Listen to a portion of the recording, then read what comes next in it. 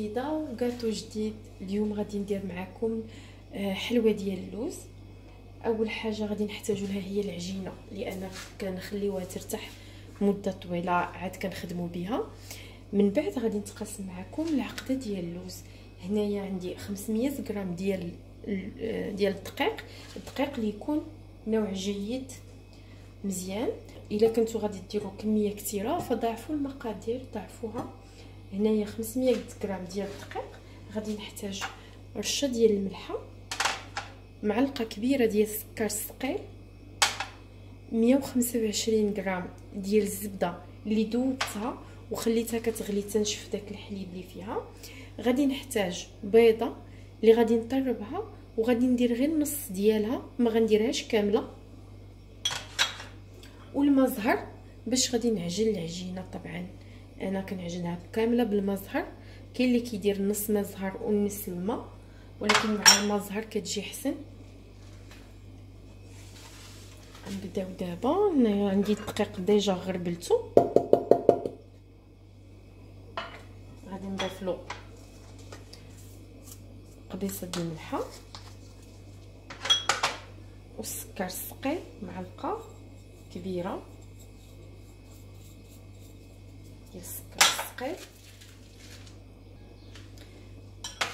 ناخذ ديك البيضه نطربها،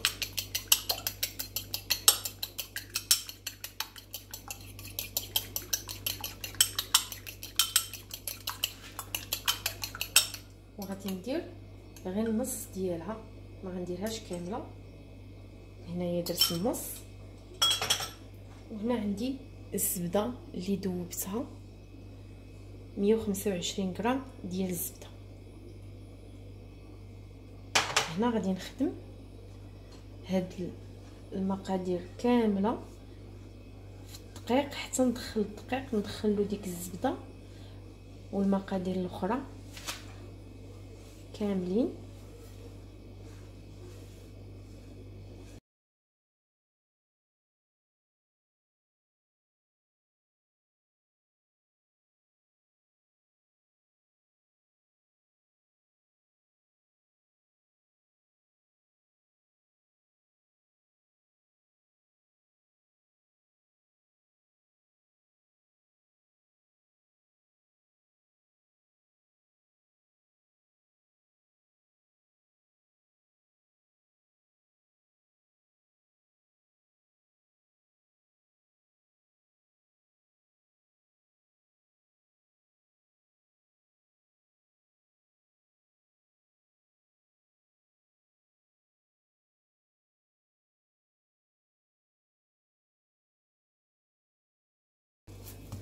غير تجمع لينا صافي، ونبداو ندلكوها. ما نبقاش نزيدو الزهر حتى نشوفو ندلكوها بعدا، عاد نعرفو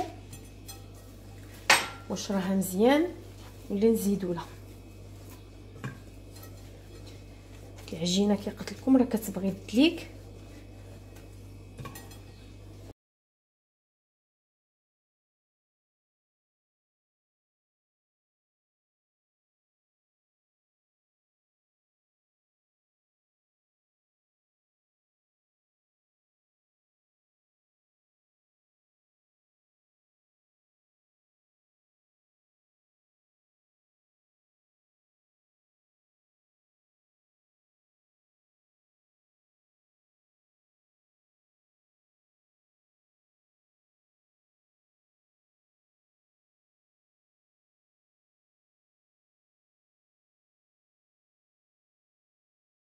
هنا كي كتشوفوا مع الدليك هي اللي بدات كترطب.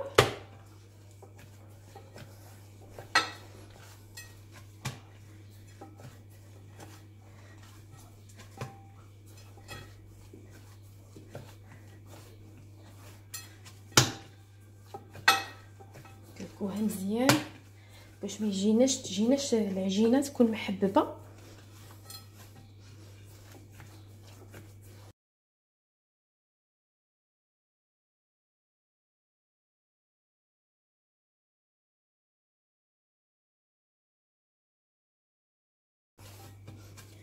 كتشوفوا هذه رجعت طريه ولكن مازال غادي نزيد فيها شويه ديال الزهر ونعاود ندلكها.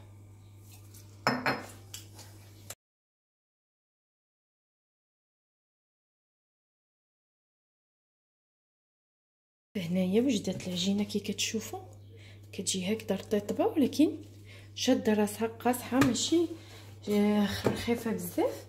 غادي نقطعها هنا غادي نقطعها على حسب القياس شحال غادي تخدموا.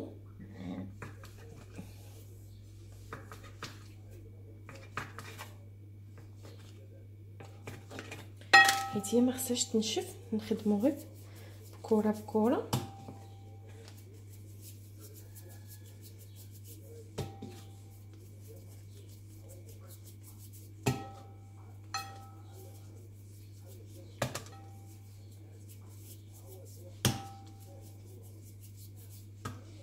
وغادي نديروهم كل وحده في البلاستيك.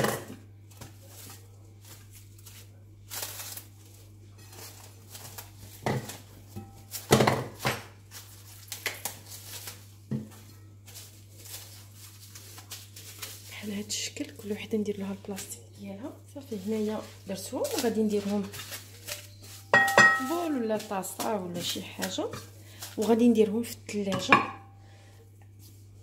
حتى تبغيو نخدموا بها. خصو ضروري هاد العجينه ترتاح القليله، ترتاح واحد الساعه ولا ساعتين.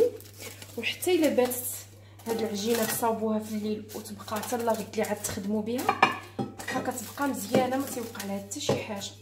انا هكذا غادي نحطها ونديرها في الثلاجه حتى نبغي نخدمها. وهنا بالنسبه للعقده ديال اللوز فغنحتاج هنايا انا خديت عندي نص كيلو ديال اللوز اللي سلقته نقيته وطحنته مع ربعه ديال سنيده، 500 غرام ديال اللوز مع 250 غرام ديال سنيده، طحنته على جوج المرات. وهنا غنحتاج معاه معلقه ديال الزبده كبيره اللي كتكون في حراره المطبخ.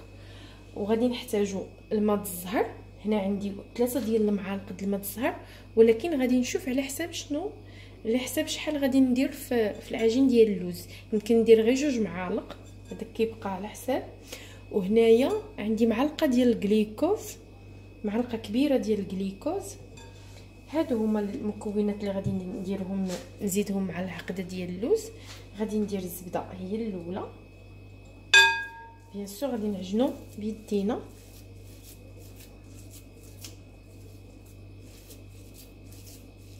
الزبده تكون خارجه من الثلاجه من قبل، تكونش بارده.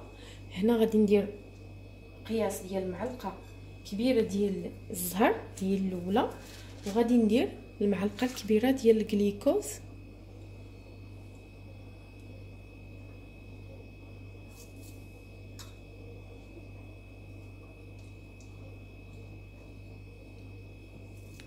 وغادي نبدا نعجنها بحال الا كندلكها هاد العجينه.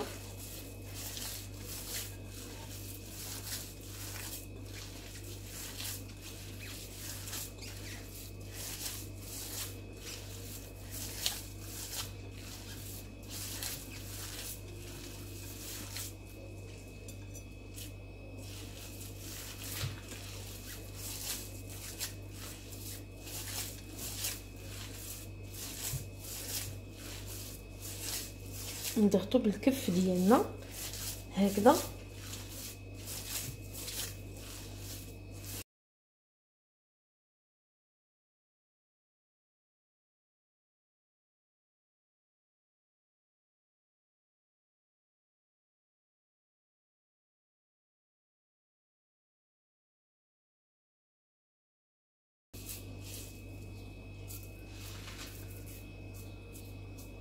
هنايا كي كتشوفوا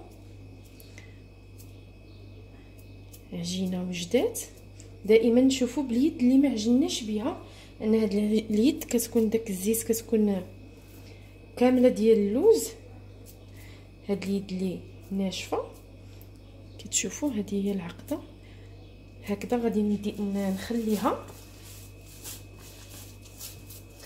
تشرب شي شويه وتنشف شويه الزيت، عاد غادي نكوروها ونشكلوها باش نخدموا بها العجينه اللي خليناها ترتاح.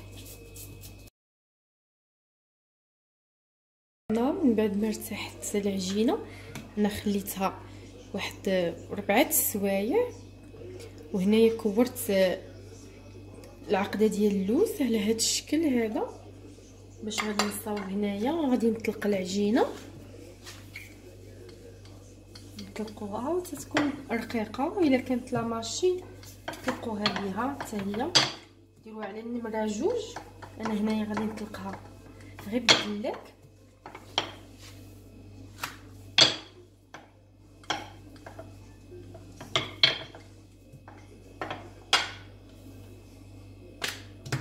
ما نستعملوش لا دقيق لا والو، راه واخا بلا دقيق بلا حتى شي حاجه ما تتلصقش.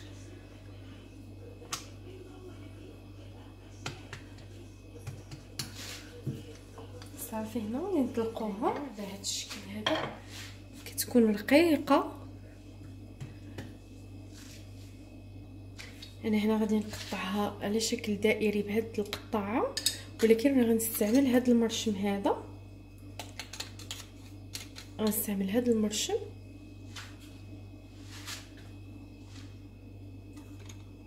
ولا كان عندكم شي مرشم اخر اللي كان ماشي مشكل، انا اختاريت هذا. غادي نقطعهم الدوائر هما اللواله.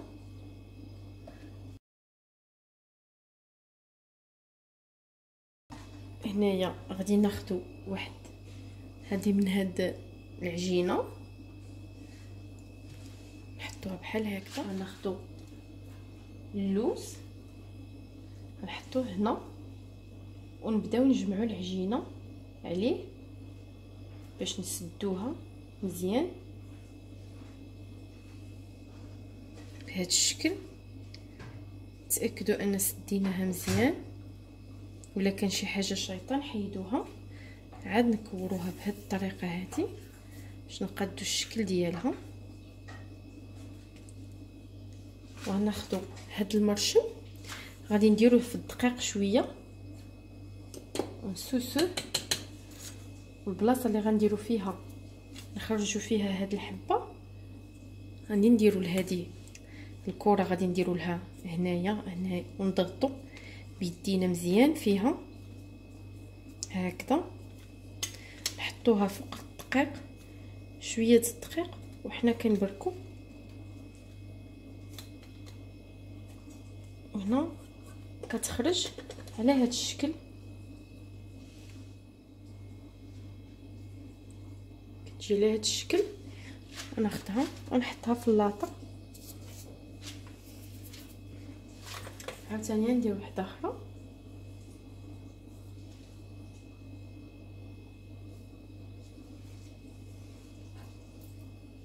نديرو اللوز هنا ونبداو نجمعو العجينه.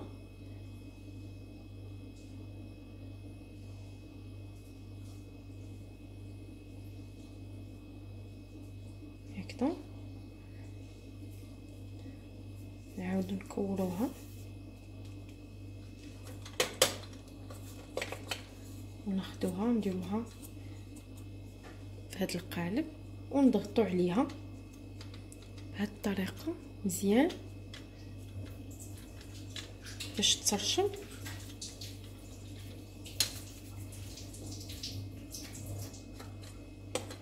وهكذا كتجي حتى هي بهذا الشكل. نحطوها حتى هي في اللاطه.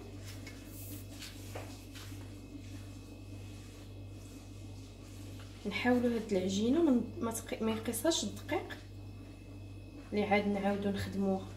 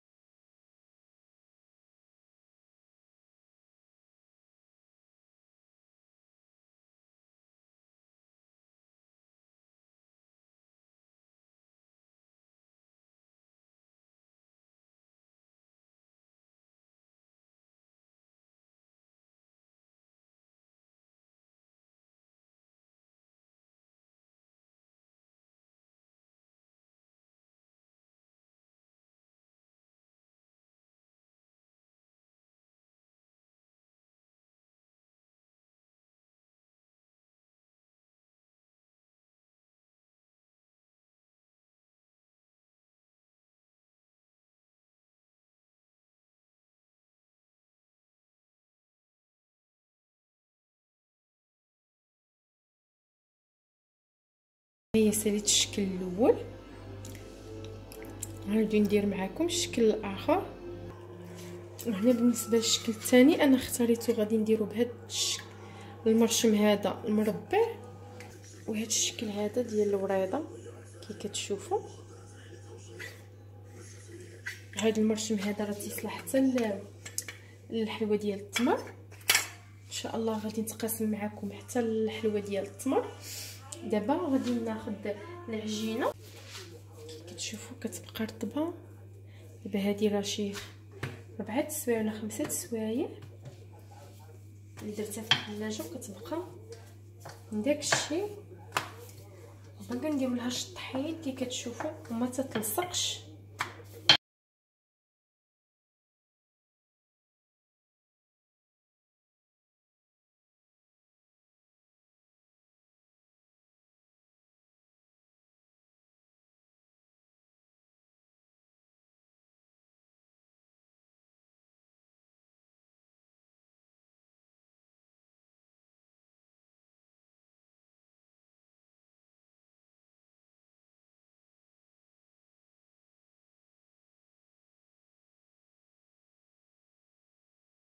هنا ناخذ هاد العجينه كما في الاول، نديرو لها اللوز ونجمعوها من الجناب،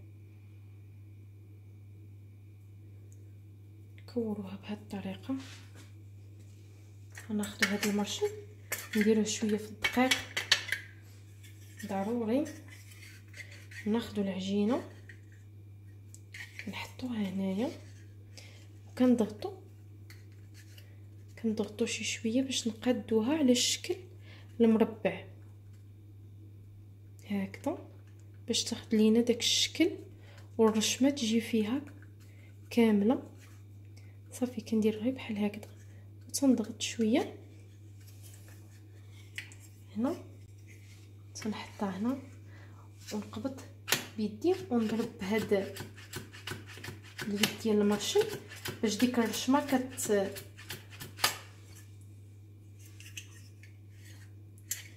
كترشم مزيان كي كتشوفوا هنايا.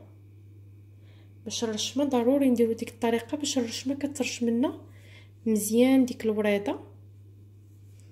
هنا غادي نحطها مع هادو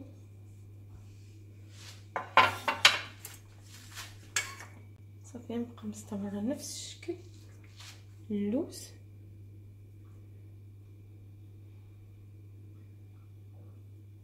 انا كنديرهم صغيورين وما كنديرهمش عراض بزاف، لان باش كيجي تتاكليها ما تتكهمكش الحلوه. نفس الشيء هكذا كنديروها، كنبركو بحال هكذا باش كندخلوها نقادوها في الجنيبات. هاد الجناب كاملين تجي مرسومه على الطابع.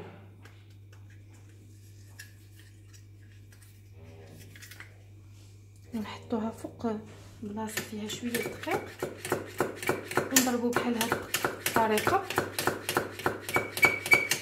شي 6 المرات هكذاك صافي. وهكذا كتجي الوريضه مرشومه مزيان.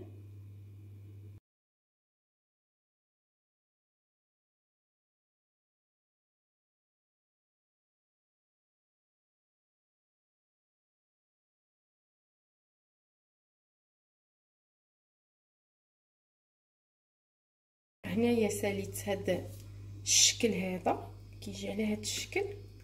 اما الشكل الثالث فانا هنايا حربلت اللوز هكذا طويول، ولكن الكميه صغيره، تكون الكره غير صغيره. غادي ندير به كيف ما كتشوفوا هنايا، غادي ندير ميني كعب غزال غير صغيور. هنا غادي نطلق العجينه، غنطلقها في السلك رقيق مزيان.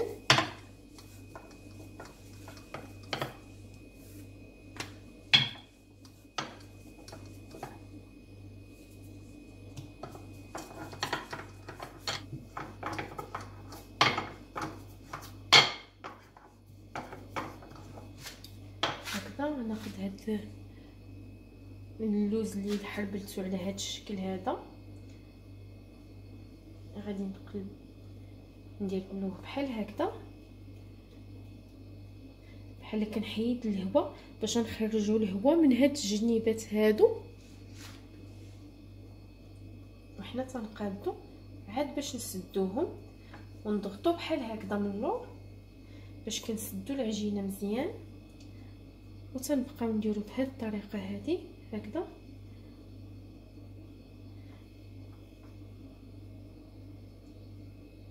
على هاد الشكل هذا نقطعو بالجراره هاد الشكل، عاد نقادوه هكذا، نديرو له بحال هكذا كتشوفوا يجي على هاد الشكل هكذا. صافي ونحطو في اللاطه ونعاود نقادو في اللاطه.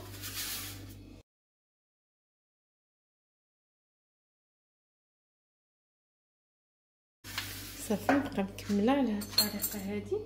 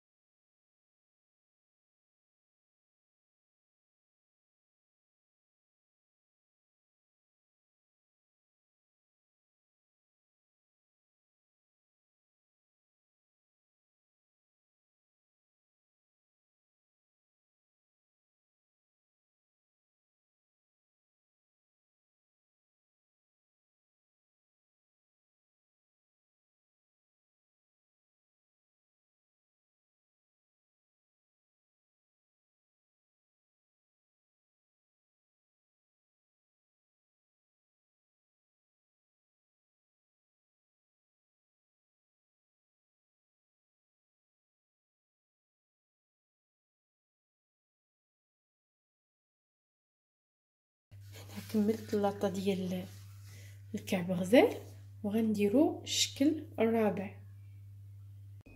وهنا الشكل الرابع حتى طلقته هنايا رقيق، غادي نقطعو بالقطاعه.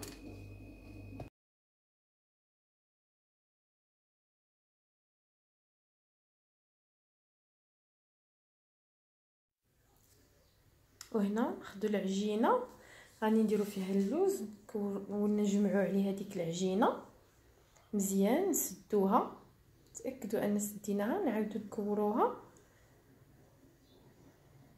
ناخذ هنا العجينه نقبطوها هكذا بصبعنا في الوسط، نقبطوها من الوسط وناخذ المنقاش نديروه في الدقيق ضروري باش ما يلصقناش، وننقشوها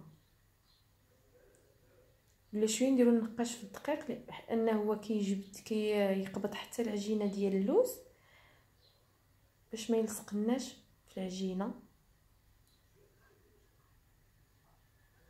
او غاديين على هذا الشكل ونعاودو من فوقهم مره اخرى باش تنقش لنا مزيان.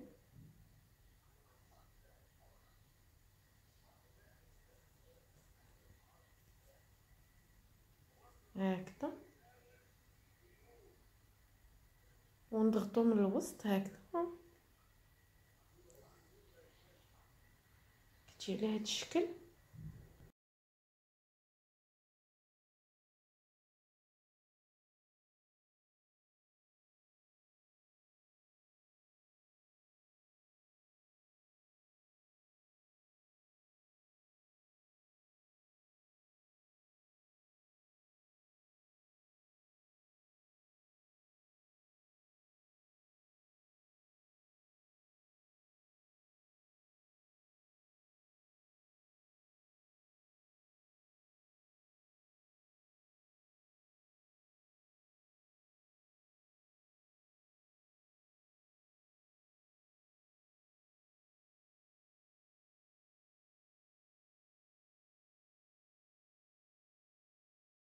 وهنايا من بعد ما ساليت هاد الشكل ديال اللوز اللي صاوبت اليوم معكم. هنايا كنخليوهم يباتوا ليله، عاد كنطيبوهم حتى للصباح، او الا صوبناهم الصباح فنخليوهم حتى لليل، عاد نطيبوهم حتى تنشف لينا العجينه باش ما كيتغيرش الشكل ديالهم. وهنا من بعد ما باتت الحلوه ديال اللوز خليناها ليله كامله. هنايا كناخد بالنسبه لهذا الشكل هذا كناخد واحد الابره وكنتقبهم هنا في الوسط ديالهم، في هذا الوسط ديالها كندير فيها الثقوب باش ما تنفخش لينا. انا هنا راه تقبتهم كاملين، وهنا غادي ندخلها الفران اللي تيكون ديجا سخنته شويه، ولكن كيطيبوا على نار تكون مهيله. ودائما على حسب كل فران، الا عندك الفران مجهد غادي تنقصي حتى الاخير وتردي البال. وبالنسبه لهاد الحلوه هذه اللي بالمرشم، حيت هاد المرشم شويه كيدخل في العجينه ديال اللوز، بلا ما نتقبها. وبالنسبه للكعبه حتى هي غادي نديرو فيها ثقوب.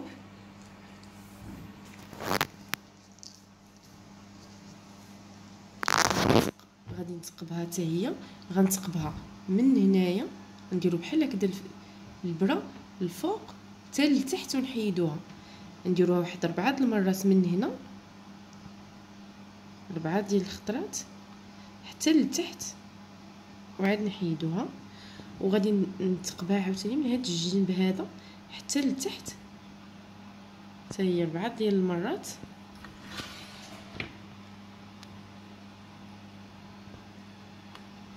هكذا نتقبوها من هذا من الفوق ديالها ومن الجنب ندير حتى هذه.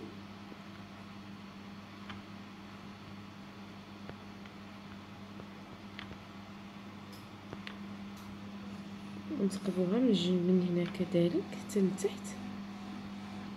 وحتى هذا الشكل غادي نديرو فيه ثقوب في الوسط.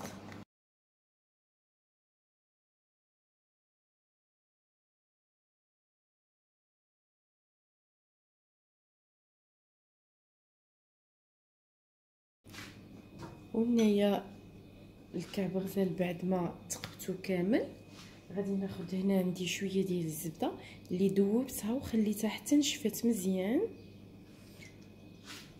من داك الماء. غادي ندهنو بشويه ديال الزبده غير هكذا.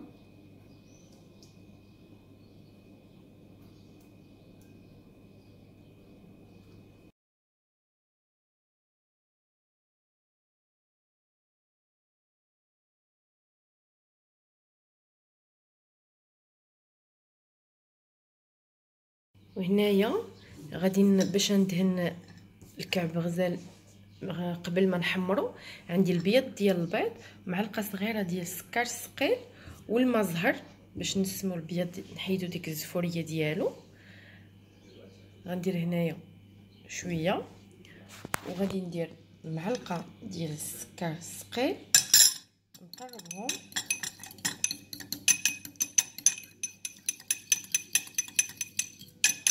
هكذا، وغادي ندهن بهم كعب غزال. هنايا كعب غزال خرجته قبل ما غادي نحمرو، غادي ندهنو بهذا البيض ديال البيض.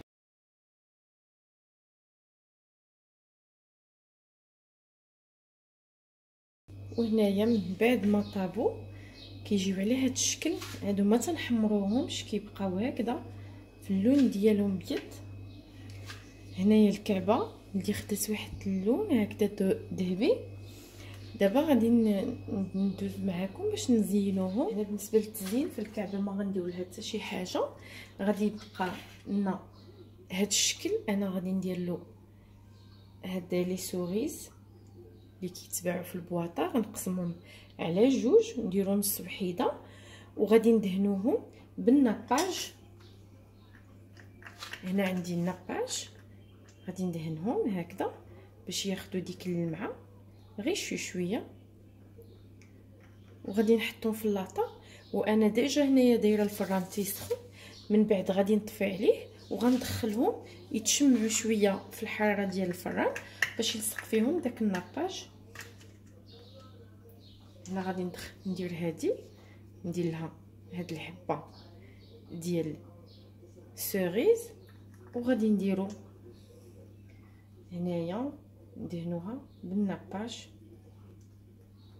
على هاد الشكل.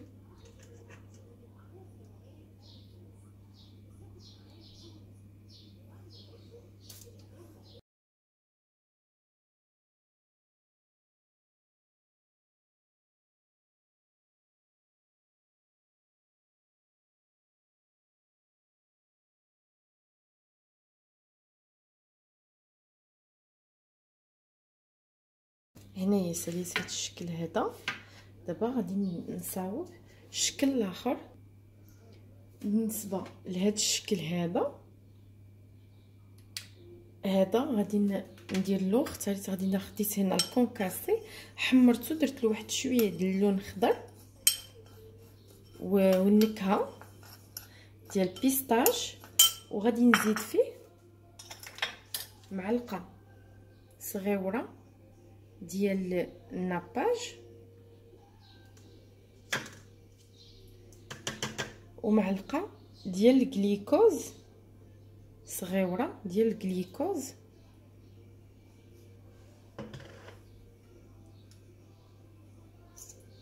هكا وغادي نحركو مزيان هنايا باش يتخلطوا لنا مزيان.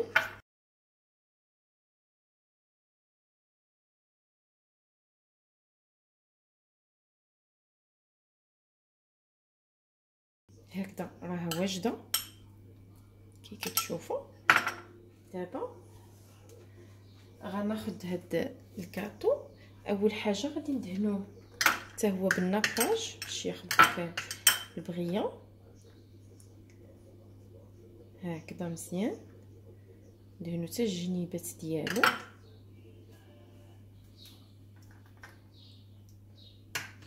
وغادي ناخذو نستعملو يدينا ولا بالمعلقه. انا هنا استعملت يدي باش نثبت هذا اللوز. كتجي على هذا الشكل هذا، حتى هي غنديرها في اللاطه لان غندخلوها في الفران. ناخذ واحده اخرى ندهنوها بالنقاش، وناخذ شويه ديال هاد اللوز نديروه في الوسط ديالها على هاد الشكل هذا.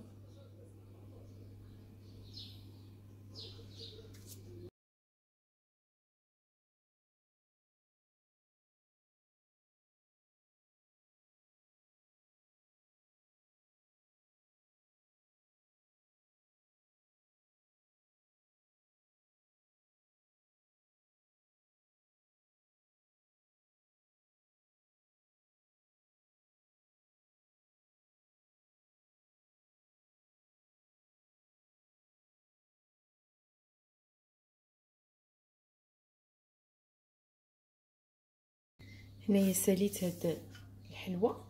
اما بالنسبه لهاد الشكل فغادي نكتفي، غندير له غير الناباج صافي. غنخليه غير بهاد، ما غنزيد له نضيف له حتى شي حاجه.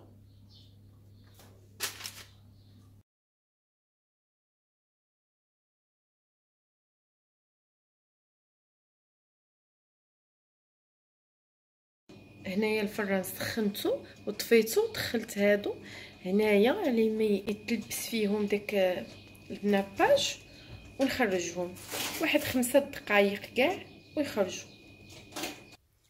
وهنايا من بعد ما خرجتهم من الفران كينستفوهم هكذا. هنايا درت لهم هاد الكويرطات لهذا الشكل المدورين. كنتمنى تكون عجبتكم هاد الوصفه ديال الكاطو د اللوز، وكنتمنى تجربوها، وشكرا.